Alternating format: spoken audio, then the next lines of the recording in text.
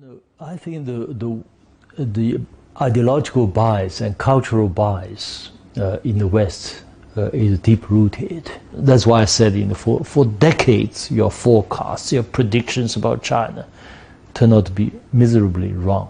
Very poor record. I said to BBC reporter, I said, if I have to rate your magazine, rate your political judgment on China, rate your political comments on Chinese affairs, I will give a rating of C-. And it's difficult to understand China if you're not curious or if you're judgmental. And by and large, Westerners are, not all of them, but are judgmental and don't know anything about China. So if someone starts, a political leader starts bad-mouthing China, criticising China and so on, then it'll have an effect, a negative effect. People are gullible because they don't know anything about it.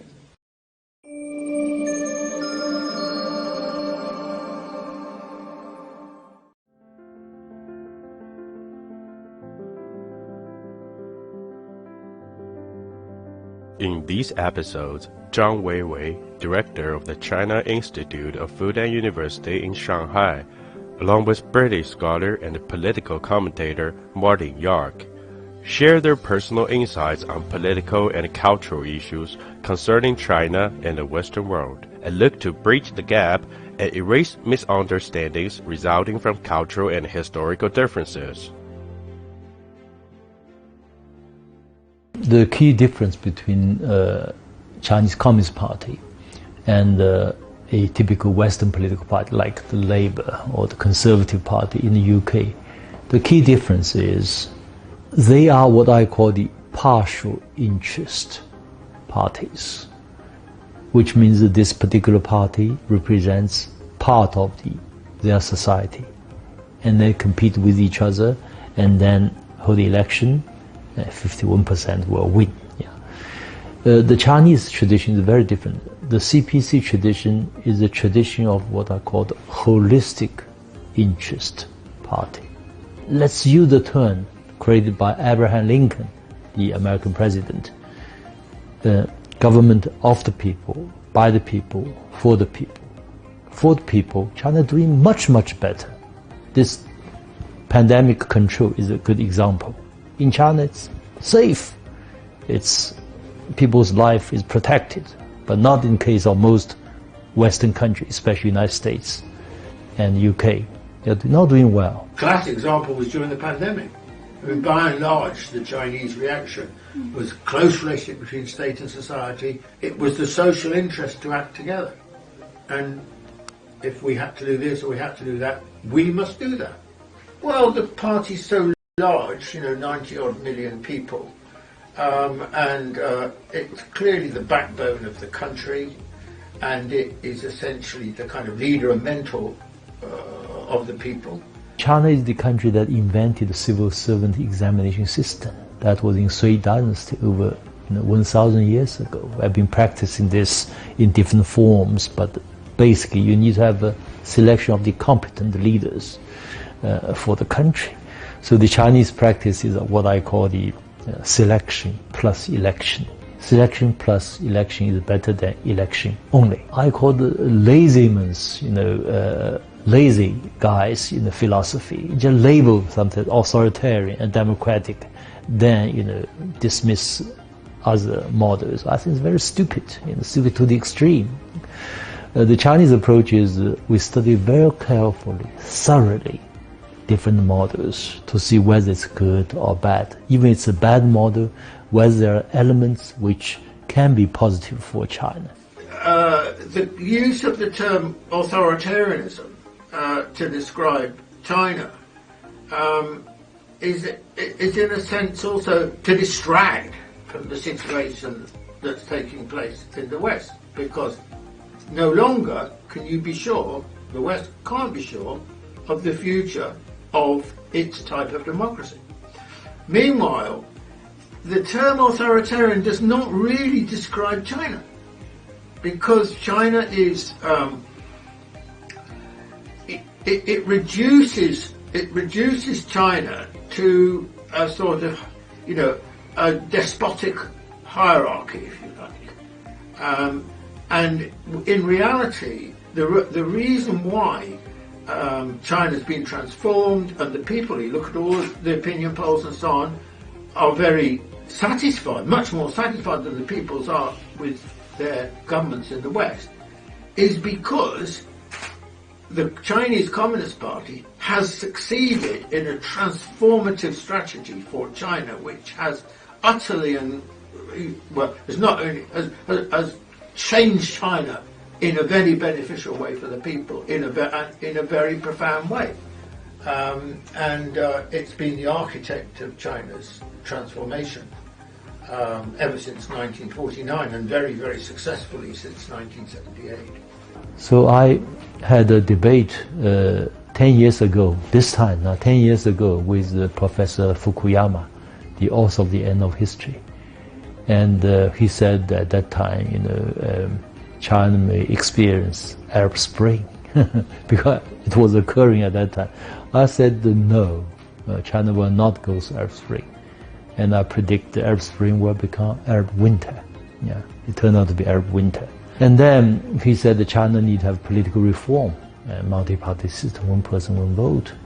I said both China and the United States need political reforms. The United States may need more urgent political reform than China, because the U.S. political system is a product of pre-industrial era. The idea that essentially that China is not a consensual system, I think, is nonsense. It enjoys the support of the people. You don't have to have a Western democratic system to represent the people.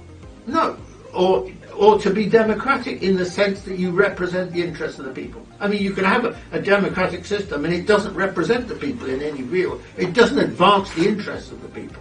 I mean, this is a very common phenomenon in the world. If you go to Latin American democracies and so on, by and large, they get elected, but they don't really work.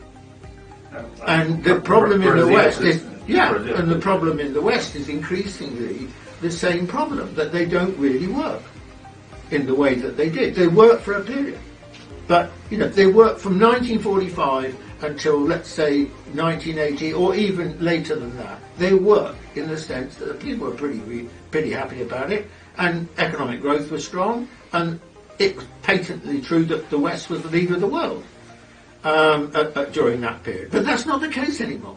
Indeed, socialism has long been associated, especially in the Western mainstream media, or even textbooks. Socialism has been associated with poverty. It's called equal but poor. Yeah. So when Deng Xiaoping came to power, his very first and most important remark is, socialism is not poverty. Socialism must be prosperity. So we have succeeded in producing a socialism with prosperity. As I said, China created the world's largest middle class. We have eradicated extreme poverty in China last year, full stop. Yeah. So this is remarkable. I always counsel my Western friends two important messages from China's success. One is the emancipation of the mind. In other words, you should have courage to embrace different models, different experience, different ideas, and to see whether they can work for you or not. For instance, when China doing so well with fighting the pandemic, yet very few Western media has the courage to report honestly how Chinese feel about their fight against the pandemic. Basically, the Chinese are not boastful. They don't brag about their achievements. They're humble. Their reaction, not scholars, because they know more, but their reaction to the turn of America is puzzlement. I think. I mean, why do you have to do this? It's exactly the opposite to the American reaction. I joked with a reporter from Economist. I said, now we can almost read your political comments in a reverse way. When you say China is not good this way, that way, which means it's very good this way, that way. So that's a problem with the West. You know, same with the problem with the BBC. I remember in the year 2012, just before the 18th CPC Congress, I was giving an interview with the BBC. And the host asked me, do you think the CPC will have the 19th Party Congress? Which means their presumption, in 5 years, the party will be over. So I said, you know, my goodness, you have to understand China better. Virtually all your forecasts about China, political forecasts, over the past 2-3 decades, turned out to be miserably wrong.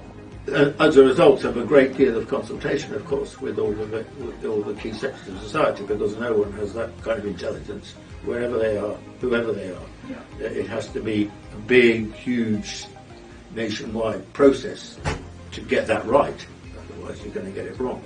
But the 5-year plans, yes, have been extremely important. I mean, you know, but the state has always been important in Chinese society. It's not just since 1949. I mean, you know, one of the key characteristics of China's existence for millennia has been the importance of centralized government.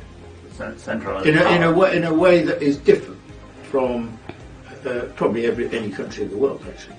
So the West has to amend its way of understanding China and try to be objective, try to be impartial, get rid of this ideological stuff. Your system, democracy is a wonderful system, Chinese is a bad system, awful system. No, your system is in deep trouble.